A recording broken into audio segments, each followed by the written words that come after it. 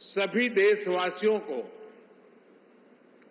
भारतीय न्याय संहिता, नागरिक संहिता के लागू होने की अनेक अनेक शुभकामनाएं देता हूं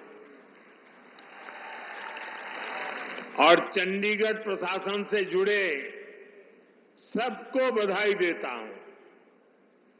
साथियों, देश की नई न्याय संहिता अपने आप में जितना समग्र दस्तावेज है, इसको बनाने की प्रक्रिया भी उतनी ही व्यापक रही है।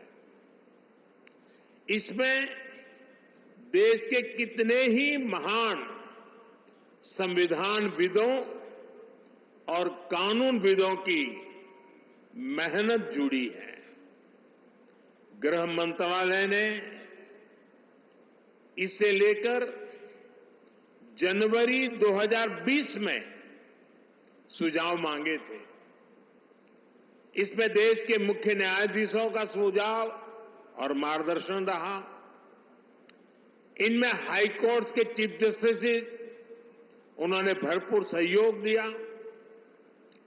देश का supreme court, 16 high court, judicial academies, अनेकों लॉ इंस्टीट्यूशंस, सिविल सोसाइटी के लोग, अन्य बुद्धिजीवी, इन सब ने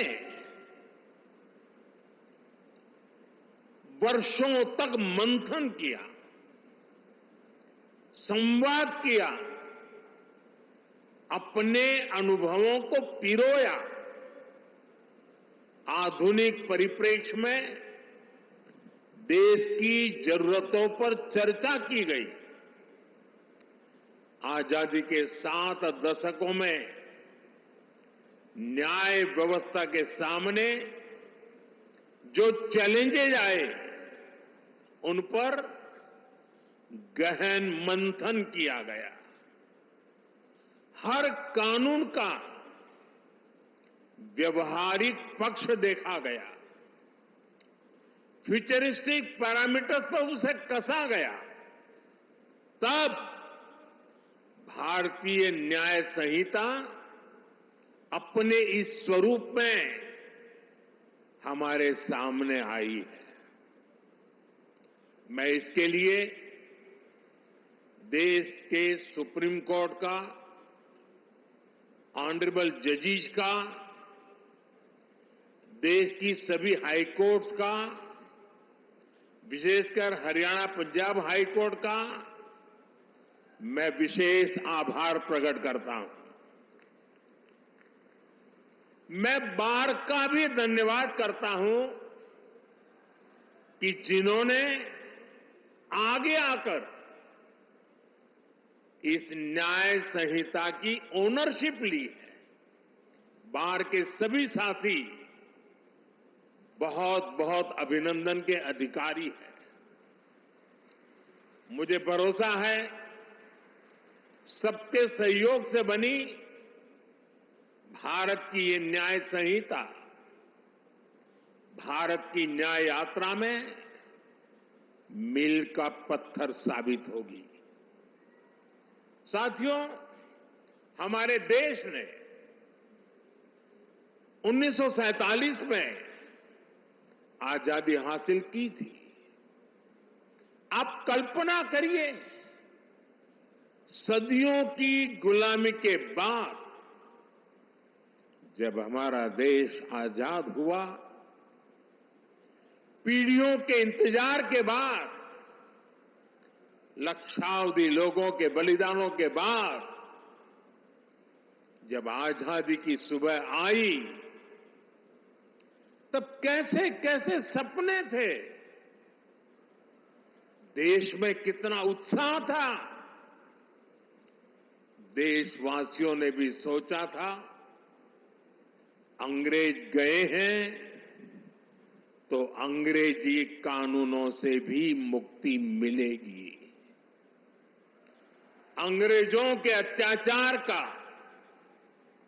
उनके शोषण का जरिया ये कानून ही तो थे। ये कानून बनाए भी तब गए थे जब अंग्रेजी सत्ता भारत पर अपना शिकंजा बनाए रखने के लिए कुछ भी करने को तैयार थी।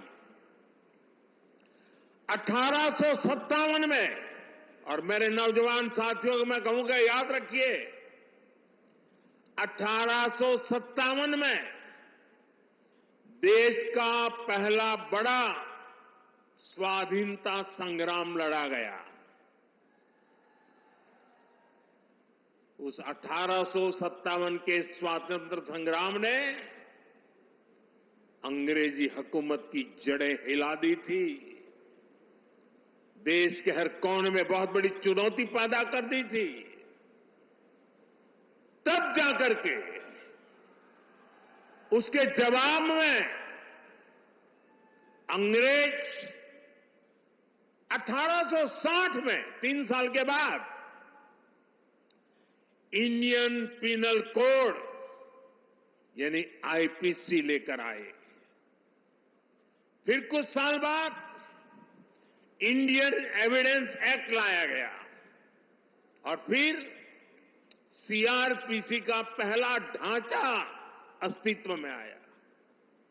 इन कानूनों की सोच और मकसद यही था कि भारतीयों को दंड दिया जाए, गुलाम रखा जाए। और दुर्भाग्य देखिए,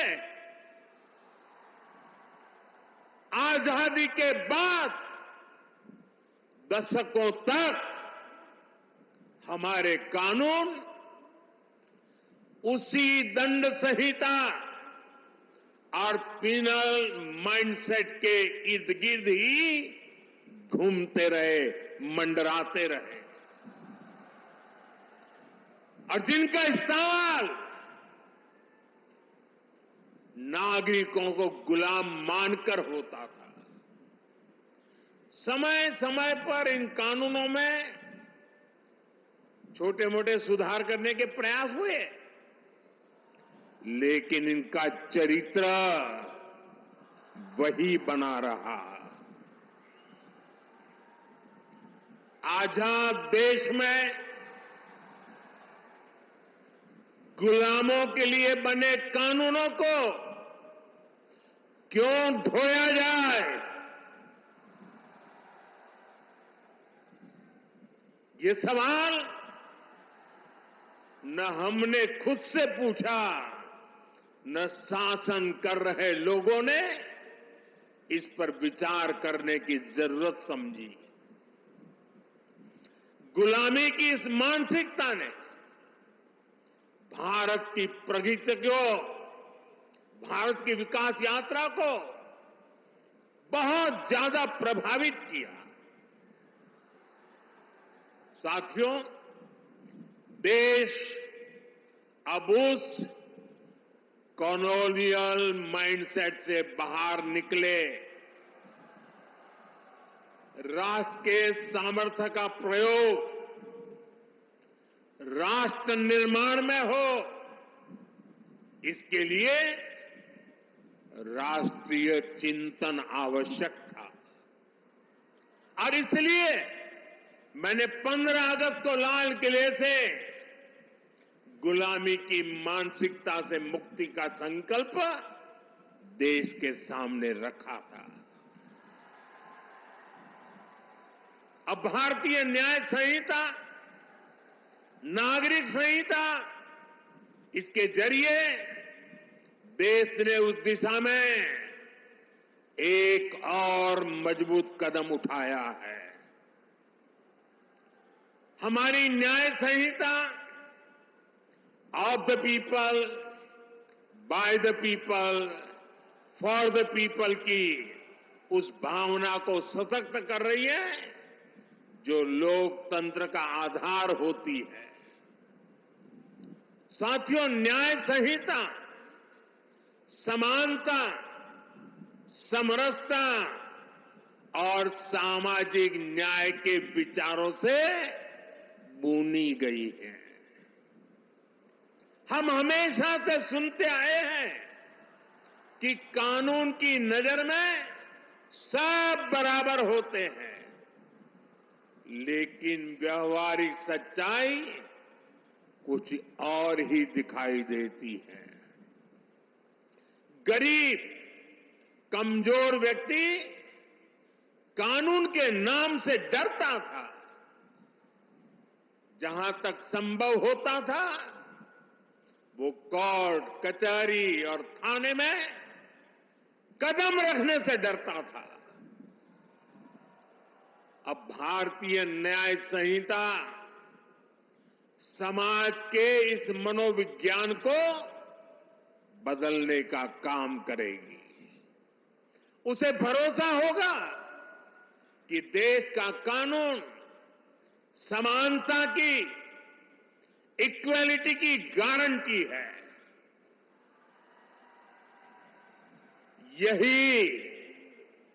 यही सच्चा सामाजिक न्याय है, जिसका भरोसा हमारे संविधान में दिलाया गया है। साथियों, भारतीय न्याय संहिता, भारतीय नागरिक सुरक्षा संहिता हर पीड़ित के प्रति संवेदनशीलता से परिपूर्ण है। देश के नागरिकों को इसकी बारीकियों का पता चलना, ये भी उतना ही आवश्यक है। इसलिए मैं चाहूंगा, आज यहां चंडीगढ़ में दिखाए लाइव डेमो को हर राज्य की पुलिस को अपने यहां प्रचारित प्रसारित करना चाहिए। जैसे शिकायत के 90 दिनों के भीतर पीड़ित को केस की प्रगति से संबंधित जानकारी देनी होगी। ये जानकारी एसएमएस जैसी डिजिटल सेवाओं के जरिए सीधे उस तक पहुंचेगी। पुलिस के काम में बाधा डालने वाले व्यक्ति के खिलाफ एक्शन लेने की व्यवस्था बनाई गई है। महिलाओं की सुरक्षा के लिए न्याय संहिता में एक अलग चैप्टर रखा गया है। वर्क प्लेस पर महिलाओं के अधिकार और सुरक्षा, घर और समाज में उनके और बच्चों के अधिकार, भारतीय न्याय संहिता ये सुनिश्चित करती है कि कानून पीड़िता के साथ खड़ा हो। इसमें एक और अहम प्रावधान किया गया है। अब महिलाओं के खिलाफ बलात्कार जैसे घृणित अपराधों में पहली हियरिंग से 60 दिन के भीतर चार्ज फ्रेम करने ही होंगे। सुनवाई पूरी होने के 45 दिनों के भीतर भीतर फैसला भी सुनाया जाना अनिवार्य कर दिया गया है। ये भी तय किया गया है कि किसी केस में 2 बार से अधिक स्थगन, एडजर्नमेंट नहीं लिया जा सकेगा। साथियों, भारतीय न्याय संहिता का मूल मंत्र है सिटीजन फर्स्ट। ये कानून नागरिक अधिकारों के प्रोटेक्टर बन रहे हैं, ईज ऑफ जस्टिस का आधार बन रहे हैं। पहले एफआईआर करवाना भी कितना मुश्किल होता था, लेकिन अब जीरो एफआईआर को भी कानूनी रूप दे दिया गया है। अब उसे कहीं से भी केस दर्ज कराने की सहूलियत मिली है। एफआईआर की कॉपी पीड़ित को दी जाए, उसे ये अधिकार दिया गया है। अब आरोपी के ऊपर कोई केस अगर हटाना भी है तो तभी हटेगा जब पीड़ित की सहमति होगी। अब पुलिस किसी भी व्यक्ति को अपनी मर्जी से हिरासत में नहीं ले सकेगी। उसके परिजनों को सूचित करना, ये भी न्याय संहिता में अनिवार्य कर दिया गया है। भारतीय न्याय संहिता का एक और पक्ष है उसकी मानवीयता, उसकी संवेदनशीलता। अब आरोपी को बिना सजा बहुत लंबे समय तक जेल में नहीं रखा जा सकता। अब 3 वर्ष से कम सजा वाले अपराध के मामले में गिरफ्तारी भी हायर अथॉरिटी की सहमति से ही हो सकती है। छोटे अपराधों के लिए अनिवार्य जमानत का प्रावधान भी किया गया है। साधारण अपराधों में सजा की जगह कम्युनिटी सर्विस का विकल्प भी रखा गया है। ये आरोपी को समाज हित में सकारात्मक दिशा में आगे बढ़ने के नए अवसर देगा। फर्स्ट टाइम ऑफेंडर्स के लिए भी न्याय संहिता बहुत संवेदनशील है। देश के लोगों को ये जानकर भी खुशी होगी कि भारतीय न्याय संहिता के लागू होने के बाद जेलों से ऐसे हजारों कैदियों को छोड़ा गया है जो पुराने कानूनों की वजह से जेलों में बंद थे। आप कल्पना कर सकते हैं, एक नई व्यवस्था, नया कानून नागरिक अधिकारों के सशक्तिकरण को कितनी ऊंचाई दे सकता है। साथियों, न्याय की पहली कसौटी है समय से न्याय मिलना। हम सब बोलते और सुनते भी आए हैं, जस्टिस डिलेड, जस्टिस डिनाइड। इसलिए भारतीय न्याय संहिता, नागरिक सुरक्षा संहिता के जरिए देश ने त्वरित न्याय की तरफ बड़ा कदम उठाया है। इसमें जल्दी चार्जशीट फाइल करने और जल्दी फैसला सुनाने को प्राथमिकता दी गई है। किसी भी केस में हर चरण को पूरा करने के लिए समय सीमा तय की गई है। ये व्यवस्था देश में लागू हुए अभी कुछ ही महीने हुए हैं। इसे परिपक्व होने के लिए अभी समय चाहिए, लेकिन इतने कम अंतराल में ही जो बदलाव हमें दिख रहे हैं, देश के अलग अलग हिस्सों से जो जानकारियां मिल रही हैं, वे वाकई बहुत संतोष देने वाली है, उत्साहजनक है। आप लोग तो यहां भली बात ही जानते हैं, हमारे इस चंडीगढ़ में ही वाहन चोरी, व्हीकल की चोरी करने के एक केस में एफआईआर होने के बाद आरोपी को सिर्फ 2 महीने 11 दिन में अदालत ने सजा सुना दी, उसको सजा मिल गई। क्षेत्र में अशांति फैलाने के एक और आरोपी को अदालत ने सिर्फ 20 दिन में पूरी सुनवाई के बाद सजा भी सुनाई दी। दिल्ली में भी एक केस में एफआईआर से लेकर फैसला आने तक सिर्फ 60 दिन का समय लगा। आरोपी को 20 साल की सजा सुनाई गई। बिहार के छपरा में भी एक मर्डर केस में एफआईआर से लेकर फैसला आने तक सिर्फ 14 दिन लगे और आरोपियों को उम्र कैद की सजा हो गई। ये फैसले दिखाते हैं कि भारतीय न्याय संहिता की ताकत क्या है, उसका प्रभाव क्या है।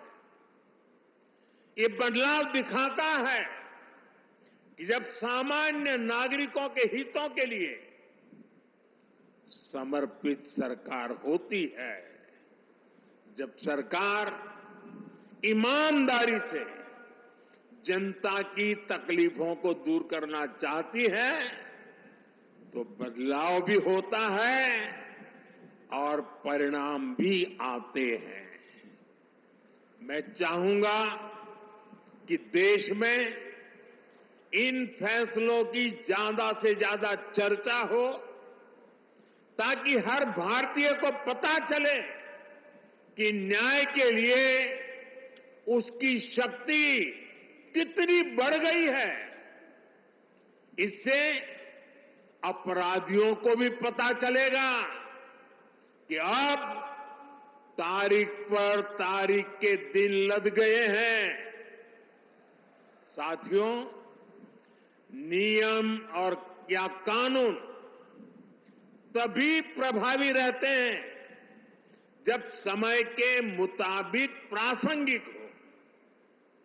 आज दुनिया इतनी तेजी से बदल रही है, अपराध और अपराधियों के तौर तरीके बदल गए हैं। ऐसे में 19वीं शताब्दी में जड़े जमाए कोई व्यवस्था कैसे व्यवहारिक हो सकती थी। इसलिए हमने इन कानूनों को भारतीय बनाने के साथ साथ आधुनिक भी बनाया है।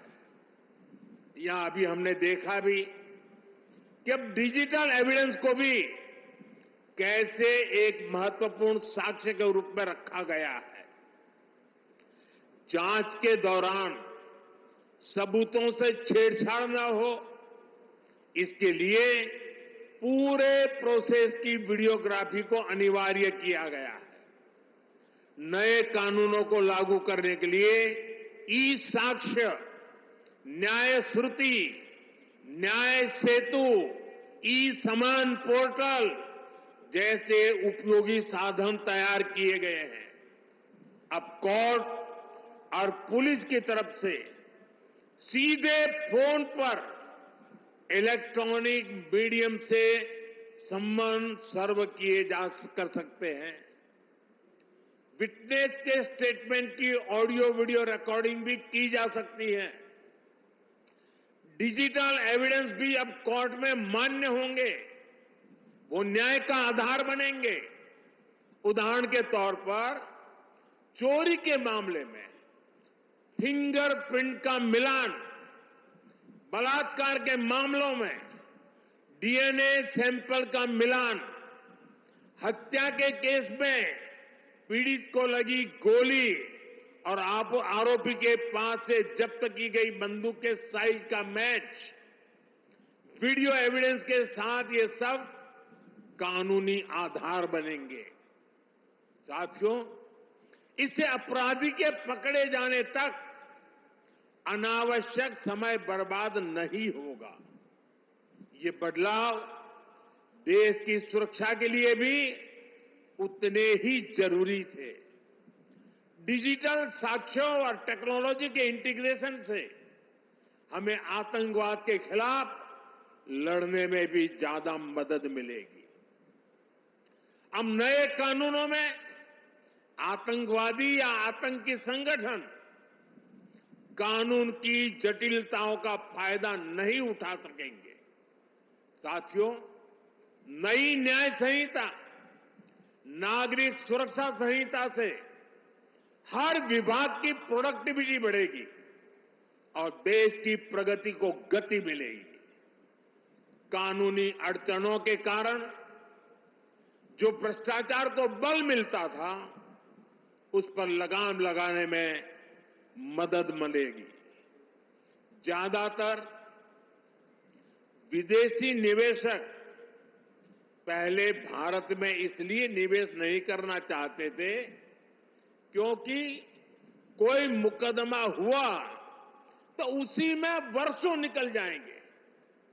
जब ये डर खत्म होगा तो निवेश बढ़ेगा, देश की अर्थव्यवस्था मजबूत होगी।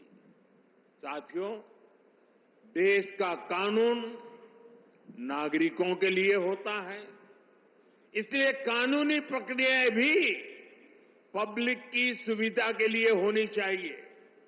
लेकिन पुरानी व्यवस्था में प्रोसेस ही पनिशमेंट बन गया था।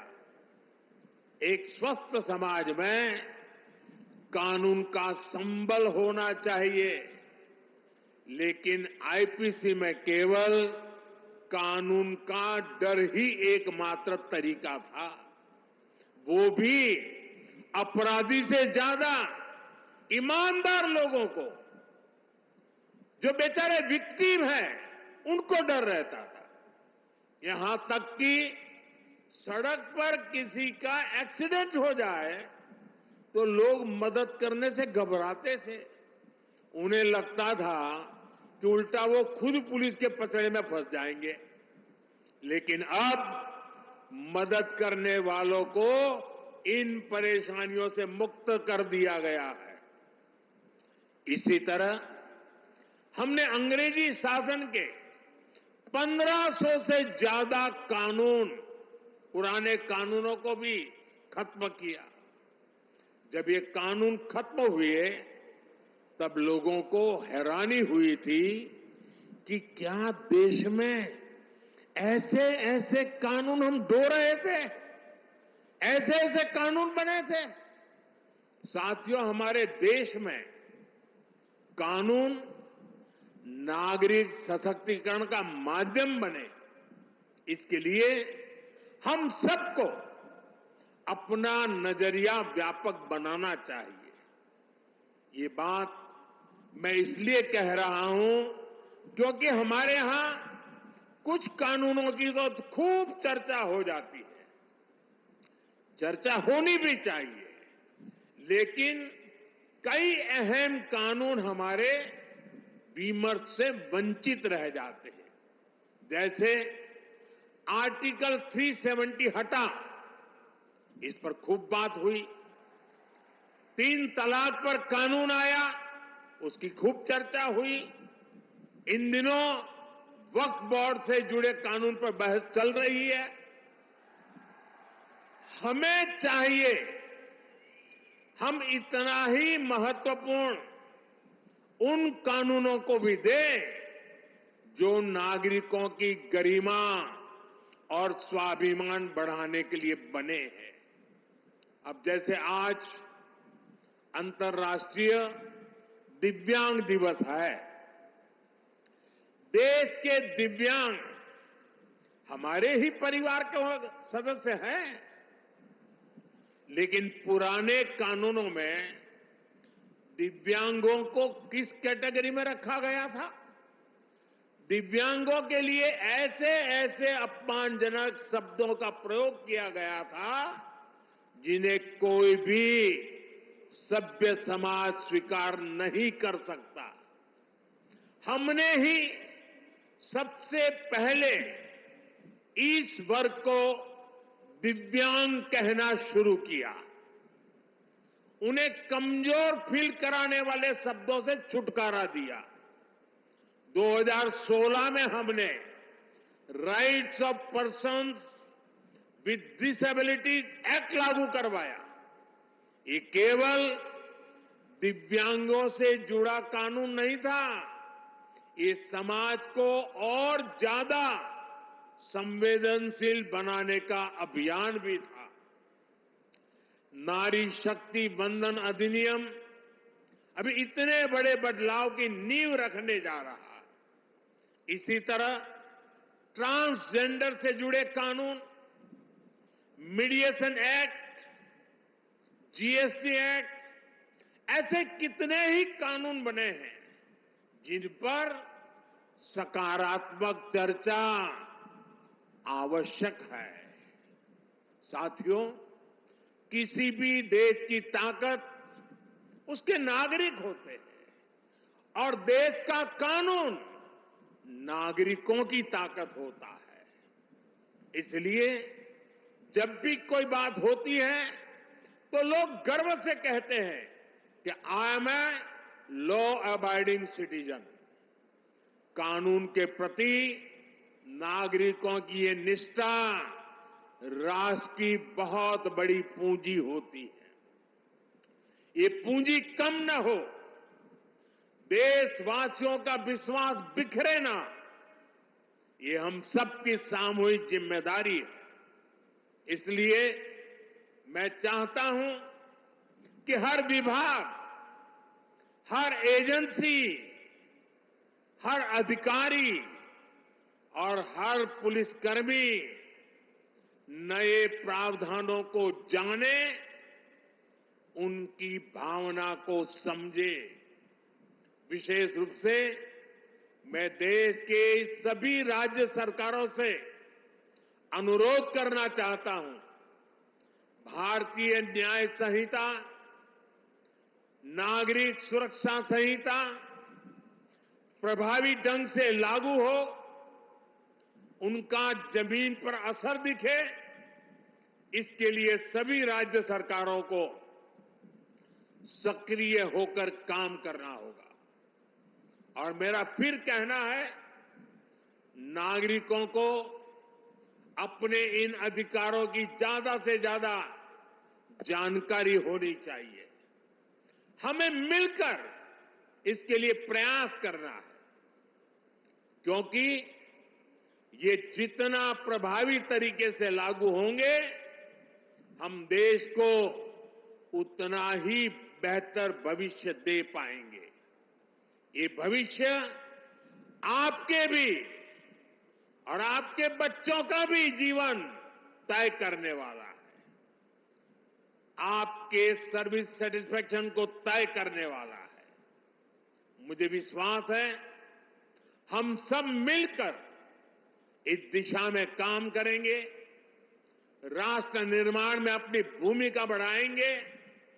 इसी के साथ आप सभी को, सभी देशवासियों को एक बार फिर भारतीय न्याय संहिता, नागरिक सुरक्षा संहिता की बहुत बहुत शुभकामनाएं देता हूं और चंडीगढ़ का ये शानदार माहौल, आपका प्यार, आपका उत्साह, उसको सलाम करते हुए मेरी वाणी को विराम देता हूं। बहुत बहुत धन्यवाद।